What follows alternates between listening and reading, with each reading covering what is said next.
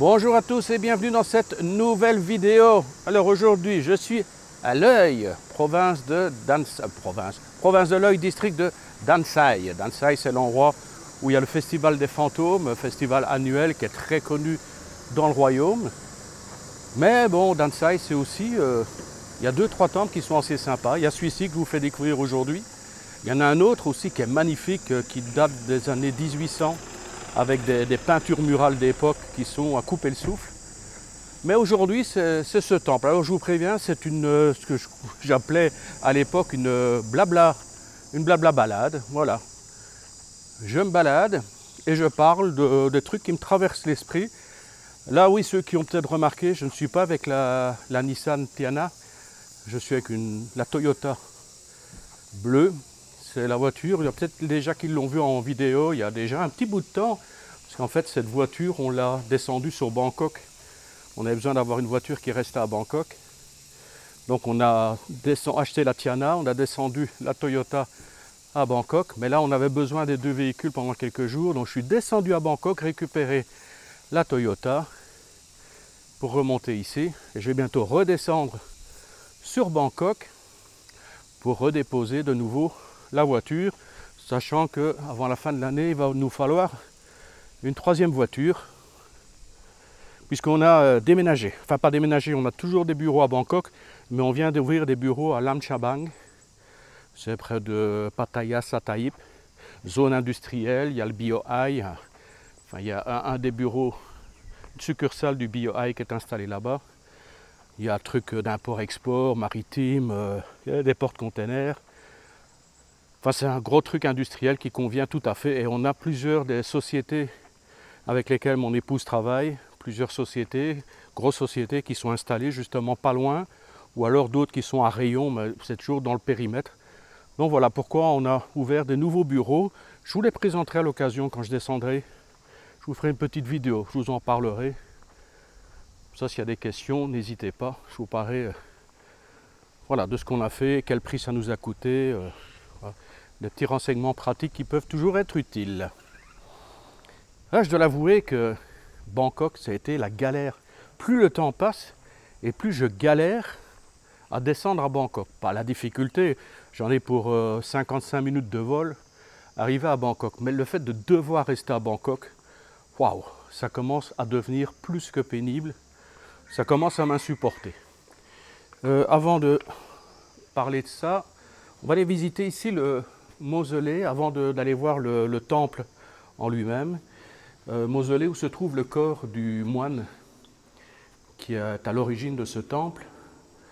Alors ce moine, il y a sa statue qui est effectivement devant et derrière, mais il y a également son cercueil, parce qu'on a découvert avant la crémation qu'il était momifié, qu'il s'était conservé tout seul, quoi. Et donc, au lieu de le brûler, ils l'ont mis dans ce cercueil. Alors je vous laisse faire le tour, comme c'est une vidéo à 360 degrés, je vous laisse le temps de regarder les dorures, de voir le plafond.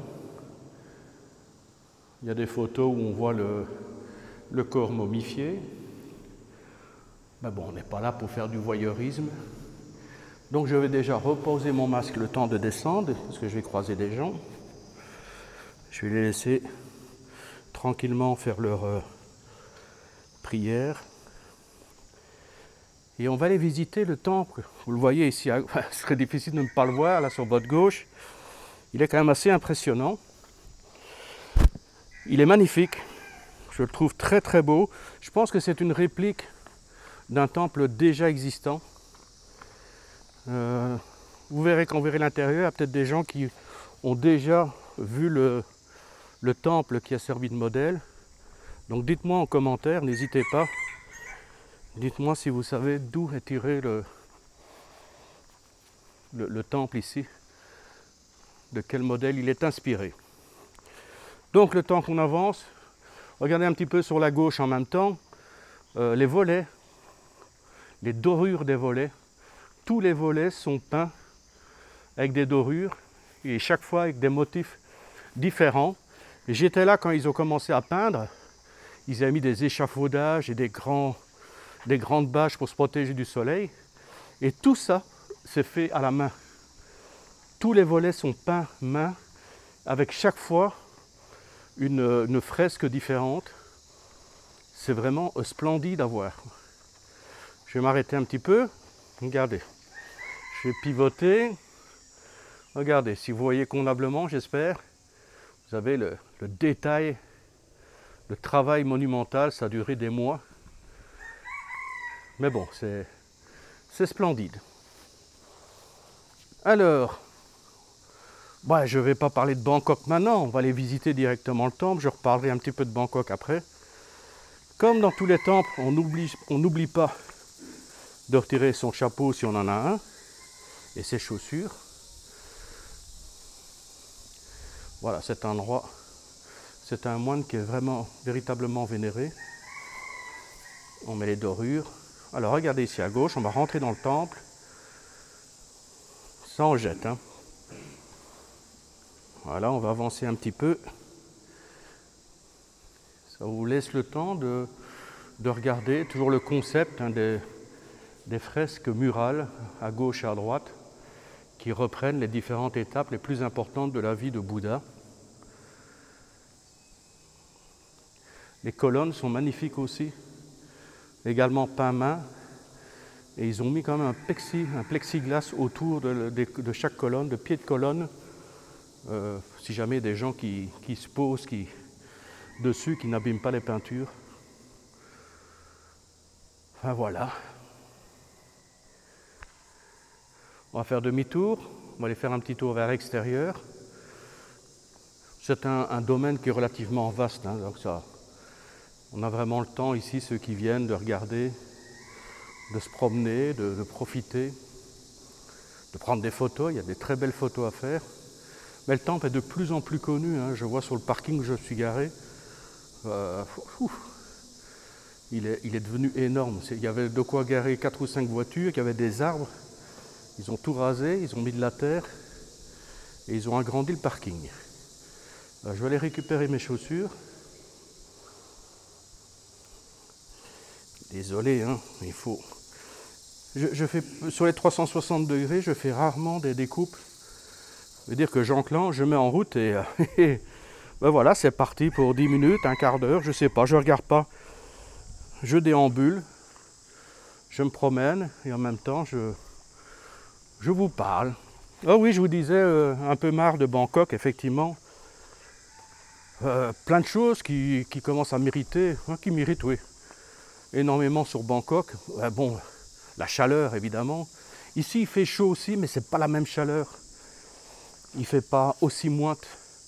À Bangkok, je marche de 5 minutes, je dégouline.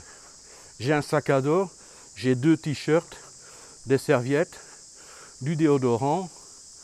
Et je m'arrête régulièrement dans les centres commerciaux, je vais dans les toilettes. Je me sèche, je mets du déo, je change de t-shirt. Parce que je ne pourrais pas faire une journée complète avec le même t-shirt. Alors je sais qu'il y en a qui le font sans aucun complexe. On voit les traces, on voit les auréoles, c'est quelque chose d'abominable. Mais bon, pour ma part, moi non. Quand c'est possible, j'essaie de rester clean, propre. Et surtout sentir bon, c'est important. Alors, outre la chaleur, c'est les embouteillages. Oh. Alors c'est vrai, c'est pratique, il y a les tuk-tuk. Vous levez la main, boum, il y a un taxi qui s'arrête. Vous avez le BTS, vous avez le métro, il y a quand même pas mal de moyens de transport. Mais ça reste fastidieux quand même. Les heures de pointe, n'en parlons pas.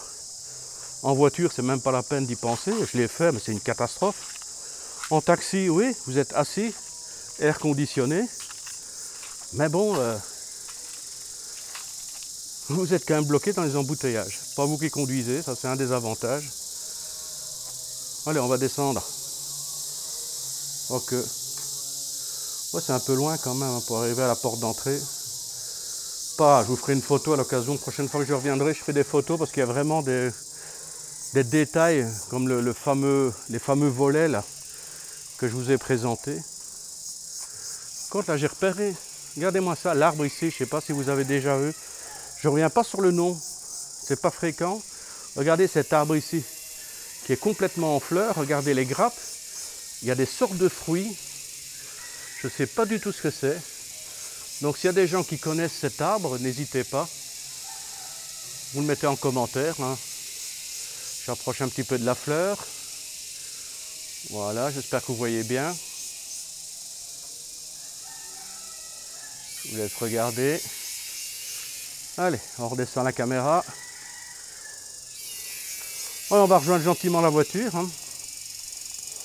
Alors oui, comme je disais, oui, Bangkok, c'est vrai, la chaleur, les embouteillages, la pollution. Je reste d'un jour à Bangkok, je commence déjà à avoir mal à la gorge. Et c'est pas le fait de passer de l'air chaud à l'air conditionné, parce que on le fait également ici. Non, c'est véritablement la pollution. Et c'est pas anodin la pollution. On se dit, bon, c'est un peu brumeux, c'est pas terrible. Non, il faut savoir qu'il y a quand même 14 000 personnes qui meurent tous les ans en Thaïlande des suites de la pollution. Donc, ceux qui veulent s'installer à Bangkok, faites gaffe quand même, quoi. Si vous avez des problèmes d'asthme, problèmes respiratoires, c'est peut-être pas le meilleur des endroits pour s'installer. Oh, un magnifique ciel bleu, pas une pète de nuages, ou très peu, oui, une fine brume. Alors Bangkok, oui, le fait de ne pas avoir de vue, enfin, pour moi c'est... J'adore. Ah, normalement, 3 coups de gong. Je vous ai pas fait le gong? 2 coups de gong. Et il doit y avoir un 3e coup de gong. On attend. Il est où mon 3e coup? Je ne l'ai pas entendu au début?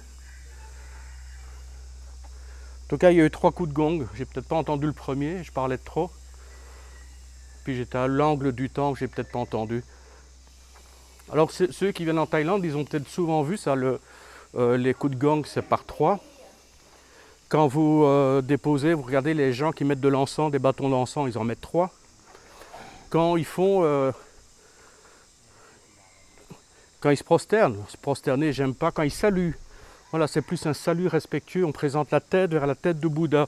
On présente la partie la plus noble de son corps vers Bouddha. C'est pas une soumission, c'est une salutation, une marque de respect. 1. On va voir s'il va y avoir 3 fois. 2.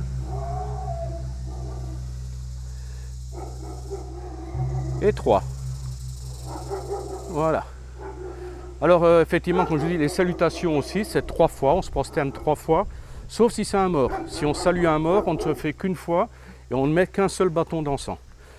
Et alors la façon de poser les mains aussi est différente selon qu'on salue 3 fois ou selon qu'on salue un mort.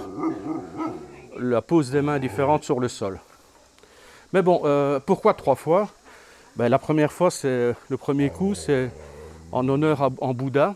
La deuxième fois, c'est en l'honneur de son enseignement. Et le 3e coup, c'est en l'honneur des disciples, des personnes qui continuent à perpétuer son enseignement. Voilà. Ça, vous avez appris quelque chose. Je finirai par le dire. Alors oui, je vous disais donc Bangkok, les embouteillages, la chaleur, la pollution, la vue bouchée. Moi, regardez ce qu'on a juste devant nous. Ah, c'est un peu brumeux, mais il y a quand même des vues à couper le souffle, quoi.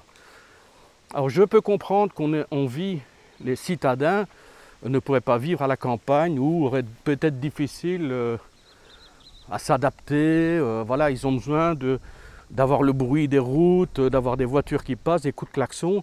S'ils n'ont pas ça, même quand ils dorment, à la rigueur, ils vont mal dormir. Voilà, trop calme. Moi, c'est l'inverse. le bruit, et c'est vrai quand il y a des coups de klaxon, les motos qui ont enlevé les silencieux et qui accélèrent. Enfin, il y a quand même une agression permanente sur le bruit, une agression sur la chaleur, une agression sur la pollution. Enfin, voilà, c'est dur Bangkok. Hein. Bon, avant c'était très sympa d'y aller. Pourquoi? Parce que j'allais faire mon shopping. Mais depuis les années bye bye le shopping, maintenant il y a Lazada, l'équivalent de Amazon en Thaïlande. Alors avec Lazada, on achète tout en ligne. Donc plutôt que de passer de mon temps à faire les boutiques, visiter une boutique, ensuite prendre un BTS, marcher, prendre un taxi pour aller voir une autre boutique, comparer, continuer à chercher, ça me prenait une journée. Là, en quelques minutes, j'ai visité plusieurs boutiques en ligne qui sont à Bangkok. C'est des boutiques qui sont en Bangkok, mais qui ont également fait un site en ligne et je peux acheter directement sans devoir me déplacer à Bangkok, sans devoir attendre, généralement livré en 2 jours, voire 3 jours maximum, ça dépend. Donc c'est vrai que c'est vachement pratique. Alors pour conclure cette vidéo, je vous emmène à l'entrée du temple. Vous voyez, c'est pas un petit portique, c'est vraiment quelque chose d'énorme. Voilà, pour vous dire que si vous êtes intéressé pour connaître les avantages et inconvénients de vivre à Bangkok, j'ai fait un article là-dessus, c'est sur mon blog expatsiam.com. Alors avant, ceux qui me posent la question, mais Olivier, c'est payant. Non, ce n'est plus payant. Le blog est totalement gratuit, accessible à 100% gratuitement, expatsiam.com. Je vais peut-être le retravailler un petit peu pour faire une rubrique spéciale sur les visas en Thaïlande, parce que c'est mélangé dans la partie vivre en Thaïlande et travailler en Thaïlande. Et pourquoi ce n'est plus payant? Tout simplement, le système d'abonnement fonctionnait avec PayPal et PayPal en a pris une grande gifle de la part des autorités thaïlandaises qui lui ont dit, soit vous mettez, parce qu'ils ont, vous savez, PayPal, ils ont leurs propres règles. Ils vous bloquent un compte en 2 temps, 3 mouvements sans aucune raison. Enfin, c'est tout à fait obscur. Donc la Thaïlande a dit, soit vous mettez aux normes, ils ont dit, voilà la liste de nos conditions, ou soit vous virez. Donc là, PayPal a pris un peu peur, ils ont commencé à tout bloquer dans un premier temps, bloquer tous les comptes. Donc j'ai dû enlever mon système d'abonnement pour que le blog puisse fonctionner. Alors c'était pas certain que PayPal reste ou pas en Thaïlande. Alors j'avais 2 options, soit supprimer le blog en disant voilà, maintenant je ne peux plus avoir d'abonnement, donc je vais tout supprimer égoïstement, ou alors tout mettre en gratuit et puis voilà. Donc j'ai choisi la 2e option de tout mettre en gratuit. Voilà, je vais faire demi-tour et remonter vers la voiture, ou non, je continue à avancer. Ça, ce sera quand même, profiterai un petit peu de cette magnifique porte d'entrée. Et puis voilà. Et alors, aux dernières nouvelles, au niveau de PayPal, ils ont décidé de se mettre aux normes thaïlandaises. Par contre, ça va prendre du temps. Ils disent que pour fin d'année, ils seront aux normes, aux règles, selon les règles thaïlandaises. Donc ils ont réactivé, pour l'instant ils ne laissent pas ouvrir de compte, mais ils ont réactivé les comptes déjà existants. Donc mon compte est réactivé. Alors je ne vais pas remettre les abonnements, rassurez-vous. Oui, je ne vais pas vous priver des renseignements que je mets sur ce blog. Donc ça continue d'être gratuit. Par contre, ceux qui veulent me soutenir, dans la description, il y a mon lien PayPal pour ceux qui veulent faire un petit geste. Ça fait toujours du bien. Et également le code Bitcoin. Voilà, ceux qui veulent me soutenir par Bitcoin, par crypto, c'est tout à fait possible également parce que tout le monde n'est pas sur PayPal. Voilà, sur ce, je vous dis à très bientôt pour une prochaine vidéo. Oui, je suis en train de la préparer, vous allez voir. C'est une vidéo sur le budget en Thaïlande. Là, je suis vraiment en train de la travailler. Je vais prendre pour exemple une personne de 60 ans. Voilà, et qui n'a pas d'assurance, mais qui a besoin d'une assurance. Donc j'ai créé tout un budget. J'ai imaginé un budget à partir d'une personne de 60 ans qui vient pour un visa retraite et qui a besoin d'une assurance. Donc en fonction de votre situation, vous pourrez adapter. Ce sera logiquement, peut-être sans doute moins cher pour vous, puisque je prends le cas le plus onéreux à la rigueur. Voilà, j'espère que ça vous servira de référence. Si vous avez des questions, n'hésitez pas dans les commentaires. Abonnement si vous êtes intéressé par ce que je raconte et un petit pouce bleu si vous n'avez pas envie de vous abonner mais que vous avez envie de me supporter, de m'avoir supporté. Sur ce, je vous dis à très bientôt. Salutations monastiques des bords du temple de Dan Sai et bien sûr salutations tropicales des bords du Mekong. Bye bye.